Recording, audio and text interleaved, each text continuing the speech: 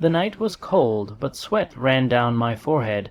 Across the street, the blue police lights were spinning, each sweep making my heart pound faster. I slowly pulled back the curtain to peek, then jerked it shut as if the light could see me.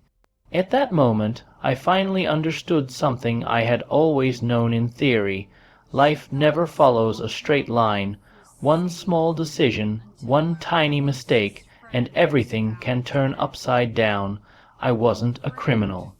At least I told myself that. I was just a normal girl, living in a small town where everyone knew everyone else, and secrets never stayed buried for long. I worked at the library, surrounded by books and quiet. My biggest problems were simple: how to pay the rent at the end of the month, how to make sure Mom got her prescriptions on time. But that night, everything changed. It all started the day I last saw Sarah. She had walked into the library, laughing, as carefree as always, but there was something broken in her eyes. I asked if she was okay, but she deflected, changing the topic. We shared a cup of tea, joked around, and then she left. I didn't know it would be our last meeting. The next morning, the news spread like wildfire. Sarah had been found dead. The town froze. People whispered on the streets, each whisper heavier than the last. I tried to keep myself together, but something settled deep in my chest. The police came, questioning everyone. I told them everything I knew honestly, but truth alone is rarely enough. 2 days later, they came back. This time, their faces were colder, sharper. They told me I needed to come to the station. I laughed nervously, thinking it was just routine. But when they pulled out the book from my desk, the same one with Sarah's name written inside, it felt like the floor had dropped from under me. I tried to explain. I told them the book belonged to the library. Sarah had borrowed it, but they weren't listening. They already had a story in their minds, and I fit perfectly into it. A single girl, struggling financially, last to see Sarah, and now connected to a book found at the crime scene. The story was complete. The walls of the station felt like they were closing in. I realized then for the first time that innocence is a fragile defense. Every question felt like an attack. I refused to cry, but the tears came anyway. They took my silence as guilt. That night, when I was released, the town felt different. People avoided my eyes or stared too closely, as if my guilt was written on my face. Social media exploded. My name, my photo, every detail twisted into a story I hadn't lived. I shut myself in my apartment.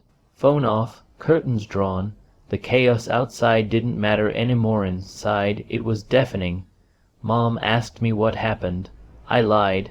I didn't want to hurt her more, but lies carry their own weight. Each breath became heavier. Then, a few days later, I got a call from an unknown number. A soft, confident voice said, "I know you're innocent." I laughed first, then cried. The voice said, "If you want the truth, meet me, alone, at the park." My mind screamed not to go, but my heart had already shattered. The park was empty, leaves rustling under my feet in the autumn wind. He was there, sitting on a bench, unremarkable in every way. I had probably walked past him dozens of times without noticing. He didn't give his name. He simply handed me a USB drive. "Time is short," he said. Back home, my hands trembling, I plugged it into my laptop. Files opened, revealing a world I never knew existed. Sarah had been gathering evidence against the town's respected figures: financial fraud, land scams, secrets everyone wanted buried. And one name appeared again and again, the same name everyone in town admired. Suddenly it made sense why I was chosen. I was an easy target, a story already prepared, with me fitting perfectly into it. But now I had the truth too, and truth is dangerous. The next day I reached out to a journalist, a woman no one took seriously. Together we started piecing everything together. Every step was risky. Threats came. I felt eyes following me, but alongside fear there was anger. One night on my way home, a car blocked my path.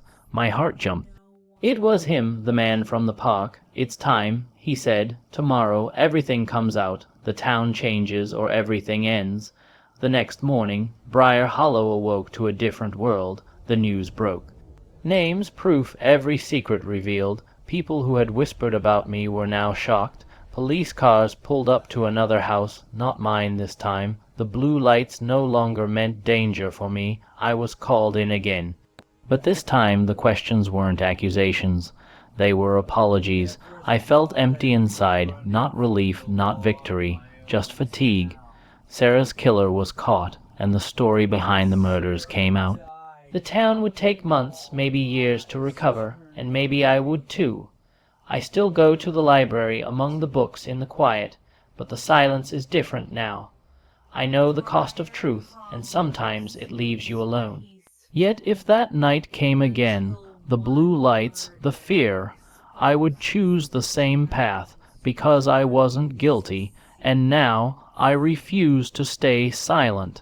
Thanks for watching.